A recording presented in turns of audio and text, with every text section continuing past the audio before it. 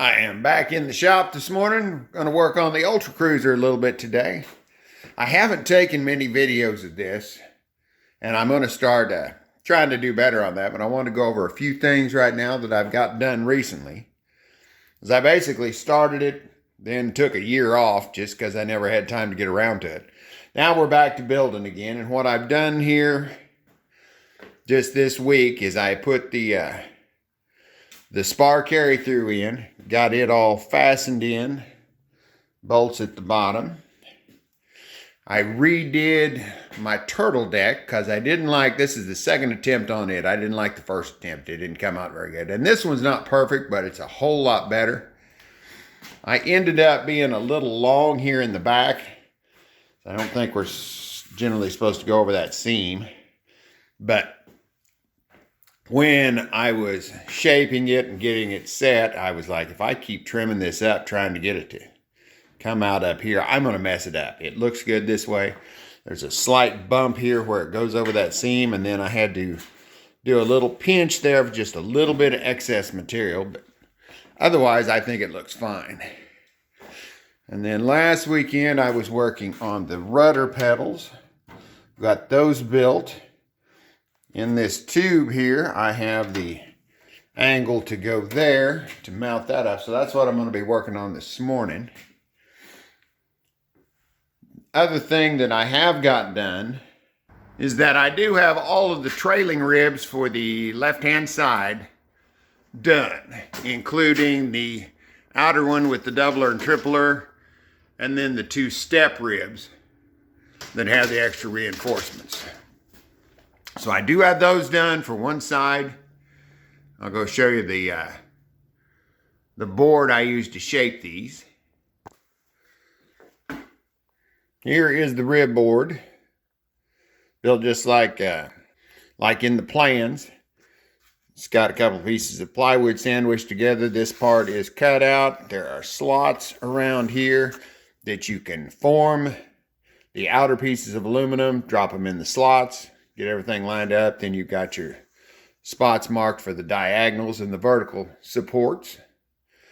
And this is set up for the ribs that I've been building. So now I'll take this apart, flip everything over to where I can do a mirror image of the ribs for the other side.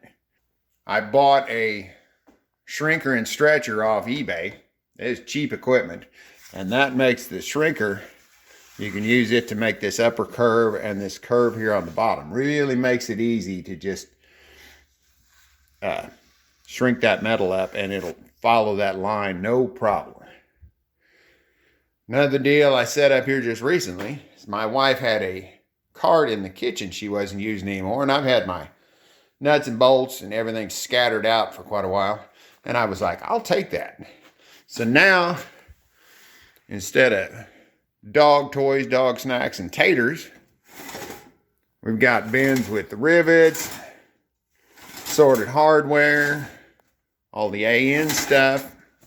Makes it a lot nicer to keep everything organized. Plus, I have this little tiny metal brake that I use for some of the small parts. It's mounted on top there. And then my trusty old bandsaw, which is very helpful on this project. Now, some of you may be going to buy the ribs that are already stamped out from Hummel. That would be a great time saver.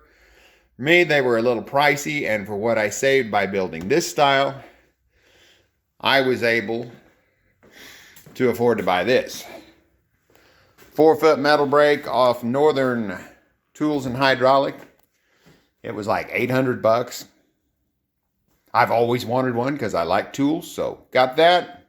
That makes it makes building everything easier because like the angles you start with on the ribs, it's easy to build a long angle on there.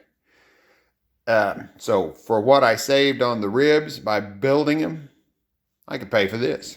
And I'll need this for, the plans call, you need a good brake. I'm sure there's ways to do it without it because I've been all the other stuff beforehand getting inventive. But now that I have this, it's much easier. And this will be great for doing the wing skin. And that is about all for now. I will start videoing actually working on stuff instead of just what I've got done. Probably starting with the rudder assembly. And I've got all the motor box assembly set up, and I am still planning on running that 447 Rotax on here if I can make it fit. I've set it down in here. It fits just fine. If I can make it look right, get the exhaust on it. If not, I'll either build one of those little V-twin motors or a Volkswagen possibly. But I'll find something to put on there engine-wise. Just got to get the rest of the plane done. And I do have, in that box, I do have the angle to, like I mentioned, the tubing to put that on, but I've also got the material for the rod and the machined end. So we'll be doing a little TIG welding in the near future, getting that rod coming through the firewall where it connects up here, or coming through the bulkhead where it connects back here. So that'll be stuff I'm doing today. I am ready to get to work, and thanks for watching.